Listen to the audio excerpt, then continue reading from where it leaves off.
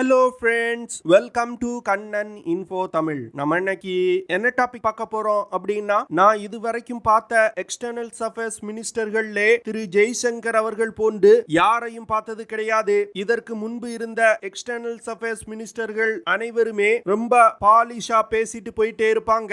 ஆனா திரு ஜெய்சங்கர் அவர்கள் மட்டுமே மேற்கத்திய ஊடகங்கள் மற்றும் மேற்கத்திய நாடுகளுடைய பொய் பிரச்சாரத்தை போல்டா எதிர்த்து பேசுறாரு. அது மட்டும் இல்லாம பல உலக பிரச்சனைகள்ல இந்தியாவுடைய நிலை என்ன அப்படின்னு ரொம்ப கிளியர் கட்டா பேசுவாரு. அவர் சமீபத்துல ஐநா சபையில உரை நிகழ்த்துவதற்காக அமெரிக்காவுக்கு போயிருந்தாரு. அப்பொழுது இந்தியா மீது குற்றம் சுமத்திய கனடாவுக்கு சரியான பதிலடி கொடுத்திருக்காரு. திரு ஜெய்சங்கர் அவர்கள் அமெரிக்க சுற்றுப்பயணத்தின் போது கனடாவுக்கு எப்படி பதிலடி கொடுத்திருக்காரு அப்படிங்கிறது குறித்து பார்க்கலாம். அடுத்து இந்தியா காலிஸ்தான் தீவிரவாதிகள் மீது இந்தியால ஒரு மிகப்பெரிய கிராக்டவுனை ஸ்டார்ட் பண்ணிருக்காங்க. அது என்ன விஷயம் அப்படிங்கிறது குறித்து பார்க்கலாம். அடுத்து கனடியன் பிரசிடென்ட் ஜஸ்டின் ட்ரூடோ இப்போ எது செஞ்சாலும் அது தவறாகவே முடியுது. அந்த வகையில கனடா பிரதமர் மேலும் ஒரு வரலாற்று பிழைய அவங்க நாடாளுமன்றத்தில் நிகழ்த்தி இருக்காரு. அது என்ன விஷயம் அப்படிங்கிறது குறித்து பார்க்கலாம். அடுத்து ஜஸ்டின் ட்ரூடோ இந்தியாவுக்கு G20 மாநாட்டிற்கு வந்திருக்கும் பொழுது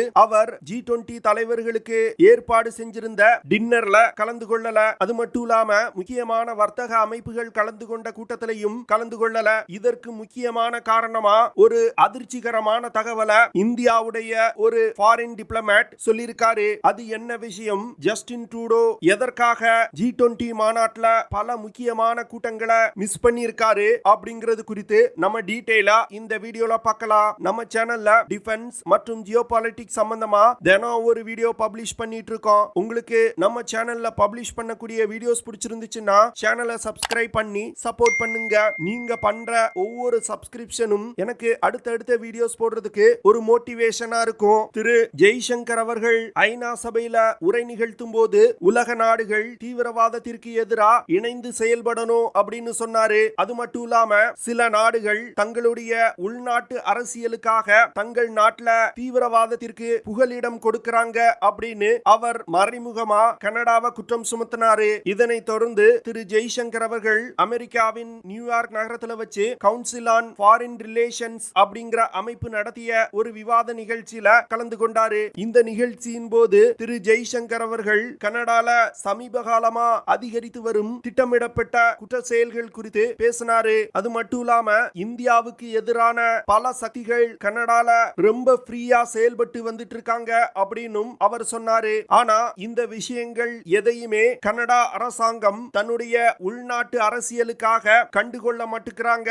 அப்படின்னு சொல்லியிருந்தாரு. அது மட்டும் இல்லாம கனடால இருக்கக்கூடிய இந்திய தூதரகங்கள் மற்றும் இந்தியாவை சேர்ந்த மாணவர்கள், வர்த்தகர்கள் போன்ற பலருடைய பாதுகாப்பு தற்போது கேள்விக்குறியாக்கப்பட்டிருக்கு அப்படின்னு குற்றம் சுமத்தினாரு. அடுத்து சமீபத்துல இந்திய அரசாங்கம் கனடா அரசாங்கத்திடம் கனடால இந்தியாவுக்கு எதிராக செயல்படக்கூடிய தீவிரவாத அமைப்புகள் மற்றும் தீவிரவாதிகள் தொடர்பான ஒரு மிகப்பெரிய பட்டியலை கொடுத்திருப்பதா அவர் சொல்லியிருக்காரு. அந்த லிஸ்ட்ல கிட்டத்தட்ட 18 தீவிரவாதிகள் கனடால இந்தியாவுக்கு எதிராக செயல்பட்டு கொண்டிருப்பதாகவும் அவர்களை நாடு கடத்த வேண்டும் அப்படின்னு கனடா அரசாங்கத்தை கேட்டுக் கொண்டிருப்பதாகவும் அவர் சொல்லியிருக்காரு. தற்போது உள்ள கனடா அரசாங்கம் சில அரசியல் காரணங்களுக்காக இந்தியாவுக்கு எதிரான சக்திகளுக்கு புகலிடம் கொடுப்பதா அவர் சொல்லியிருக்காரு. அடுத்து சமீபத்துல கனடால இருக்கக்கூடிய இந்திய தூதரகம் தாக்கப்பட்டிருக்கு. அது மட்டும் இல்லாம கனடால இருக்கக்கூடிய இந்தியர்களுக்கு காலிஸ்தான் தீவிரவாத அமைப்புகளின் தலைவர்களால் கொலை மிரட்டல் விடுக்கப்பட்டிருக்கு.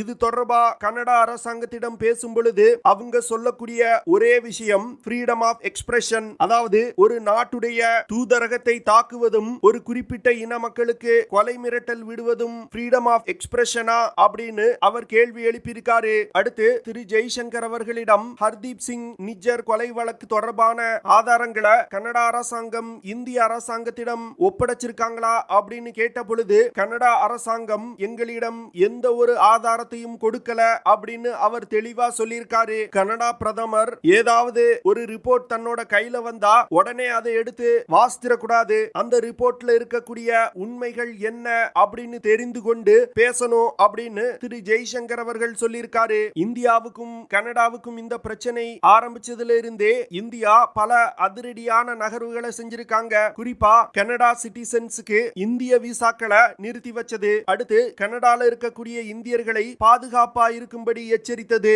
இதனைத் தொடர்ந்து இந்தியால காலிஸ்தான் தீவிரவாதிகளுக்கு எதிரான அதிரடி நடவடிக்கைகளை NIA தொடங்கிட்டாங்க. கிட்டத்தட்ட காலிஸ்தான் தீவிரவாதிகளுக்கு தொடர்புடைய 19 இடங்கள்ல NIA சோதனையை தொடங்கிட்டாங்க. அடுத்து சிக் ஃபார் ஜஸ்டிஸ் அப்படிங்கிற காலிஸ்தான் தீவிரவாத அமைப்பின் தலைவரான குர்பத்வந்த் சிங் பன்னுவோட சொத்துக்களை இந்தியால முடக்கி இருக்காங்க. NIA America, UK, Canada, Dubai, Pakistan போன்ற பல நாடுகள்ல இருக்கக்கூடிய காலிஸ்தான் தீவிரவாதிகளுக்கு தொடர்புடைய சொத்துக்களை இந்தியால முடக்கி இருக்காங்க. அது மட்டும் இல்லாம சம்பந்தப்பட்ட நாடுகளுடன் இந்த தீவிரவாதிகளை நாடு கடத்தணும் அப்படின்னு கோரிக்கை வச்சிருக்காங்க. அடுத்து பப்பர் கால்சா இன்டர்நேஷனல் அப்படிங்கிற ஒரு முக்கியமான காலிஸ்தான் அமைப்புடன் தொடர்புடைய கரண்வீர் சிங் அப்படிங்கிற ஒரு தீவிரவாதிய சர்வதேச தீவிரவாதியா இந்தியா டெசிக்னேட் செஞ்சிருக்காங்க. இதனை தொடர்ந்து இந்த தீவிரவாதிக்கு எதிராக இன்டர்போல் அமைப்பு ரெட் கார்னர் நோட்டீஸை இஷ்யூ பண்ணிருக்காங்க.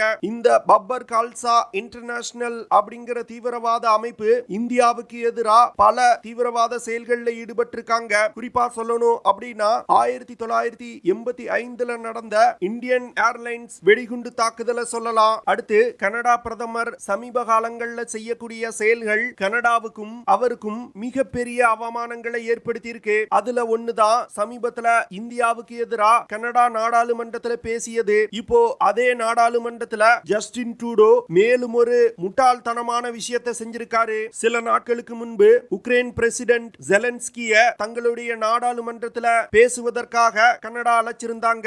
இதனை தொடர்ந்து உக்ரைன் பிரசிடென்ட் ஜெலன்ஸ்கி கனடா நாடாளுமன்றத்தில் உரையாற்றினாரு. உக்ரைன் பிரசிடென்ட் ஜெலன்ஸ்கி பேசி முடித்தவுடன் அப்பொழுது உக்ரைனை சேர்ந்த ஒரு முன்னாள் ராணுவ வீரர் ரஷ்யாவுக்கு எதிராக சண்டையிட்டவர் அப்படின்னு சொல்லி ஒரு 98 வயதான முதியவரை கனடியன் பார்லிமெண்டோட ஸ்பீக்கர் அறிமுகம் செஞ்சாரு. இதனை தொடர்ந்து பார்லிமெண்ட்ல இருக்கக்கூடிய மெம்பர்ஸ் அனைவருமே எழுந்து அந்த முதியவருக்கு கைத்தட்டல் கொடுத்தாங்க. கனடா பார்லிமெண்ட்ல இந்த விஷயம் நடந்த சில மணி நேரத்துல பார்லிமெண்ட்ல அவங்க அறிமுகம் செய்த முன்னாள் ராணுவ வீரர் ஹிட்லருடைய நாசி படையில இருந்து ரஷ்யாவுக்கு எதிராக சண்டையிட்டவர் அப்படிங்கிற விஷயம் தெரிய வந்திருக்கு. அந்த முன்னாள் ராணுவ அதிகாரி ஹிட்லருடைய வார்ஃபன் SS அப்படிங்கிற படைப்பிரிவுல ரஷ்யாவுக்கு எதிராக சண்டையிட்டு இருக்காரு. ஒரு நாசி படை வீரரை கனடா பார்லிமெண்ட்டுக்கு அழைத்து பாராட்டு தெரிவிச்சிருக்காங்க அப்படின்னு பலர் ஜஸ்டின் ட்ரூடோவை கிரிட்டிசைஸ் செய்ய ஆரம்பிச்சாங்க. இதனை தொடர்ந்து ஜஸ்டின் ட்ரூடோ இந்த தவறான விஷயத்திற்காக தான் மன்னிப்பு கேட்டுக்கொள்வதா அறிவிச்சாரு. இந்த விஷயத்துல இருந்தே திரு ஜஸ்டின் ட்ரூடோவோட கெபாசிட்டி என்ன அப்படின்னு உலகத்துக்கே தெரிஞ்சிட்டு. ஏன்னா ஒரு வீரரை தன்னுடைய நாட்டோட பார்லிமெண்ட்ல அழைத்து கௌரவிக்கும் பொழுது அந்த விஷயத்தோட உண்மையான பேக்ரவுண்ட் என்ன அப்படின்னு அனலைஸ் செய்யாம முட்டாள்தனமா ஜஸ்டின் ட்ரூடோ நடந்திருக்காரு. இதே போன்றுதான் இந்தியா விஷயத்திலையும் ஜஸ்டின் ட்ரூடோ செஞ்சாரு. இப்போ ரஷ்யாவுக்கு எதிராக சண்டையிட்ட ஒரு நாசி வீரரை நீங்க எப்படி உங்களுடைய பார்லிமெண்ட்ல அழைத்து கௌரவிக்கலாம் அப்படின்னு கனடாவிடம் கேள்வி எழுப்பி இருக்காங்க. அடுத்து ஜஸ்டின் ட்ரூடோ சமீபத்துல இந்தியால நடந்த G20 மாநாட்டில் கலந்து கொள்வதற்காக இந்தியாவுக்கு வந்திருந்தாரு. அப்பொழுது பல சந்தேகிக்கத்தக்க விஷயங்கள் நடைபெற்றது. குறிப்பா சொல்லணும் அப்படின்னா ஜஸ்டின் ட்ரூடோ G20 தலைவர்களுக்காக இந்தியா ஏற்பாடு செஞ்சிருந்த டின்னர்ல கலந்து கொள்ளல. அது மட்டும் இல்லாம முக்கியமான வர்த்தக தலைவர்கள் கலந்து கொண்ட மாநாட்டிலையும் ஜஸ்டின் ட்ரூடோ கலந்து கொள்ளல.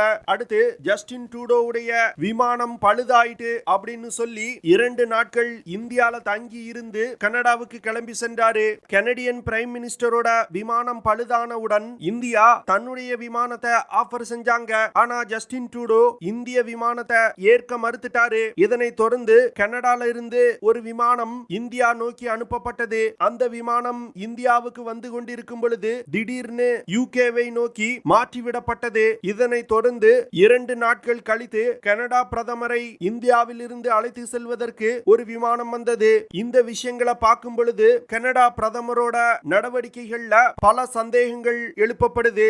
இந்தியாவுடைய முன்னாள் வெளியுறவுத்துறை அதிகாரியான தீபக் ஓஹ்ரா சமீபத்துல ஒரு அதிர்ச்சிகரமான தகவலை வெளியிட்டிருக்காரு. அதாவது G20 மாநாட்டில் கலந்து கொள்வதற்காக இந்தியாவுக்கு வந்த ஜஸ்டின் ட்ரூடோ கொக்கைன் போதை பொருளை அதிக அளவுல பயன்படுத்தியதாகவும் இதன் காரணமா அவர் தன்னிலையை மறந்ததாகவும் அவர் சொல்றாரு. இதனை தொடர்ந்துதான் ஜஸ்டின் ட்ரூடோ இந்திய அரசாங்கம் G20 தலைவர்களுக்கு ஏற்பாடு செஞ்சிருந்த அமைஞ்சிருந்த டின்னர் மற்றும் முக்கியமான வர்த்தக தலைவர்கள் கலந்து கொண்ட கூட்டத்துல கலந்து கொள்ளல அப்படின்னு சொல்லியிருக்காரு. அது மட்டும் இல்லாம அதிகமாக கொக்கைன் போதை பொருளை பயன்படுத்தியதனாலதான் அவரால சரியான நேரத்துல கனடாவுக்கு திரும்ப முடியல அப்படின்னு தீபக் ஓக்ரா ஒரு அதிர்ச்சிகரமான தகவலை வெளியிட்டிருக்காரு. கனடா பிரதமர் இந்தியாவுக்கு வந்த விமானம் முழுவதிலையும் கொக்கைன் போதை பொருட்கள் இருந்ததாகவும் கொக்கைன் போதை பொருளை இந்திய அதிகாரிகள் கைப்பற்றியதாகவும் அவர் சொல்லியிருக்காரு. இதே போன்று கனடியன் பிரைம் மினிஸ்டர் இந்தியாவுக்கு வந்த விமானத்துல போதை பொருள் இருந்ததா சில நாட்களுக்கு முன்பு செய்திகள் கசிந்தது. தீபக் ஓக்ரா இந்த விஷயத்தை சொல்லி இருப்பது அந்த கசிந்த செய்தி உண்மை அப்படின்னு தெரிய வந்திருக்கு. ஓகே ஃப்ரெண்ட்ஸ், நம்ம வீடியோவோட நிறைவு பகுதிக்கு வந்துட்டோம். இதெல்லாம் தான் நான் உங்ககிட்ட ஷேர் பண்ணணும் அப்படின்னு நினைச்ச விஷயங்கள். ஐ ஹோப் நான் ஷேர் பண்ண விஷயங்கள் உங்களுக்கு பிடிச்சிருக்கும்னு நினைக்கிறேன். அப்படி பிடிச்சிருந்துச்சுன்னா ஷேர் பண்ணுங்க, லைக் பண்ணுங்க, கமெண்ட் பண்ணுங்க, மறக்காம நம்ம சேனலுக்கு சப்ஸ்கிரைப் பண்ணுங்க. அப்படியே அந்த பெல் நோட்டிபிகேஷனை கிளிக் பண்ணி ஆல்ங்கிற ஆப்ஷனை எனேபிள் பண்ணிக்கங்க. See you in the next video. Jai Hind.